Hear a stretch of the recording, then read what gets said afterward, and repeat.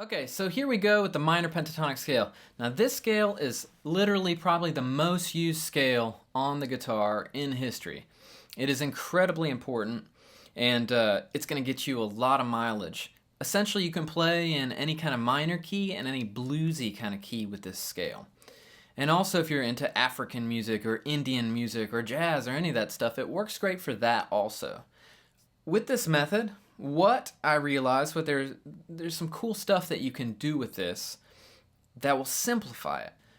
So most of our minor scales are taught as a positional approach. It's like the first scale that everyone learns. You probably learned it in A minor at the 5th fret.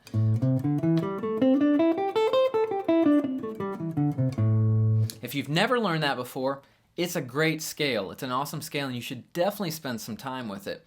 But this diagonal pentatonic will kind of be a little different and it'll be a great stepping stone into those scales if you choose to learn those later. So, essentially, the minor and major pentatonics, most people originally learned them as shape 1, shape 2, shape 3, shape 4, and shape 5. Right? And those essentially just kind of repeat, and they repeat all over the guitar neck. Now, the thing about it is they're all very different. Those 5 shapes are very different, and they're kind of hard to memorize. So that's where this diagonal pentatonic concept happened, right?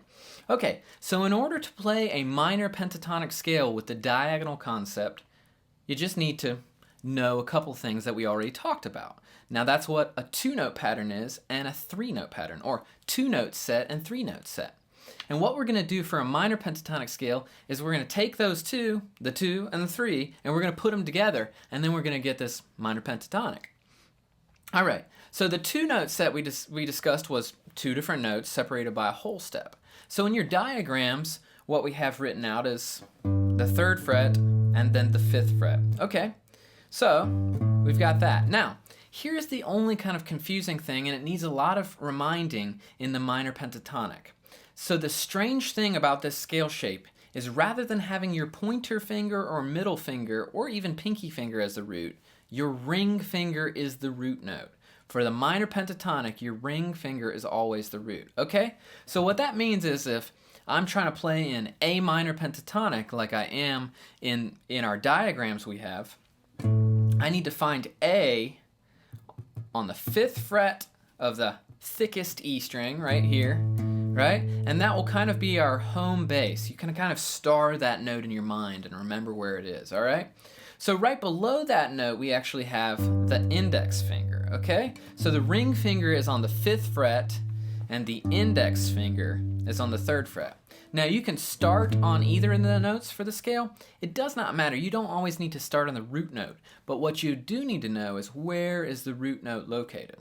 Okay, so that's going to be our 2-note set. We've got those 2 notes, the 3rd fret and the 5th fret on that thickest string. Now we'll go to the next string. We won't shift or anything. We'll go right next door and we'll play a 3-note set based off the 3rd fret here. So we'll play 3, 5, and up a whole step to 7. All right, so there we have a 2-note set and a 3-note set. We already have an A minor pentatonic scale. Now this part of it I've seen a little bit before in books. You see these little, what they call lead shapes almost. But they don't describe them as 2-note set, 3-note set. Now the cool thing that continues to happen is this is going to repeat up the neck. In our PDF we have 1 octave of the minor pentatonic scale. And if you look ahead, what will happen is the next string will have another 2-note set. Now this is the neat thing about the diagonal pentatonic is if you start on a 2, the next string will have a 3, the following string after that will have 2 notes, and guess what? The next one will have 3, 2, 3. Now you'll see in your diagram the only thing that kind of changes our situation, and this happens for all our chords and scales in general, is when we hit the B string, we have to shift up 1 fret. So everything is equal across the fretboard. 2-note set, 3-note set, 2-note set, 3-note set. Now, when we hit the B string, I'm about to go to the next note, we should play on the 7th fret. We get the wrong notes, right? Because the way the guitar is tuned, we have to shift that up a fret. And we get those notes again. And then finally a 3-note set. That's 2, 3, 2, 3, 2, 3. So the only time you shift up the neck is when you're on your 3 pattern, or if you have to jump that 1 fret to get the B string notes right. It's important as guitar players that we don't just practice our scales ascending, right? So once you get to that top note, you want to get comfortable thinking about playing this scale descending, right? So now, like I mentioned earlier in the videos, the index will be great for shifting down that 3-note set. And then we've got a 2-note set on the next string. Now we have to do that 1 fret shift for the moving from the B string to the G. So we'll play 9th fret, 7th fret, 5th fret, 7, 5, 7, 5, 3, 5, 3. And then what I recommend is when you finish the scale, you do want to come back to that note that you starred in your head earlier, the one that you're playing with your ring finger, as your home bass. You don't need to start the scale with that note, but again, you might want to end it with it if you're practicing the scale, so you kind of hear where home is.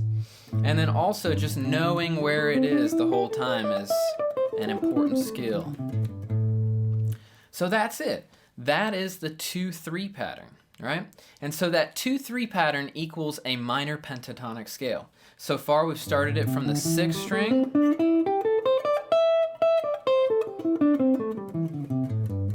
but what I'd like you to do is practice that. Now in future videos, I've been working on some practice tracks so you kind of know how I practice this scale and how I work on getting it under my fingers. Because practicing the scale just straight up and down is not going to do you the most good in the world, but it will help you to start getting this scale under your fingers.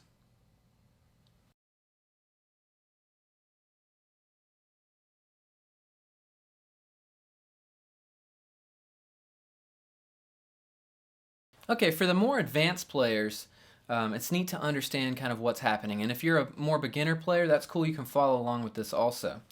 As you advanced players may know, the minor pentatonic scale is built of 1, flatted 3, 4, 5, and flat 7. And again, in this scale shape, we're starting on the flatted 7th scale degree, but it's important to realize the ring finger, again, is actually our root note. Now, the neat thing about this diagonal pentatonic is that all the notes kind of occur in the same pattern as they go across the neck, much like a piano. So, the first set is flat 7, 1. The next, the 3-note set is going to be flat 3, 4, and 5. And then we're back to the 2-note set, which is flat 7, 1. Then the next string, which is flat 3, 4, 5. And the next with that nice little shift on the B, we've got flat 7, 1 again, and then flat 3, 4, 5. Now that's important to know because when you start to really hear these things and you want to kind of know what's going to sound good in advance by just hearing it and knowing it theory-wise, this will help a lot because the scale is like right there. And the notes always kind of occur in the same fashion. So you can play an idea like...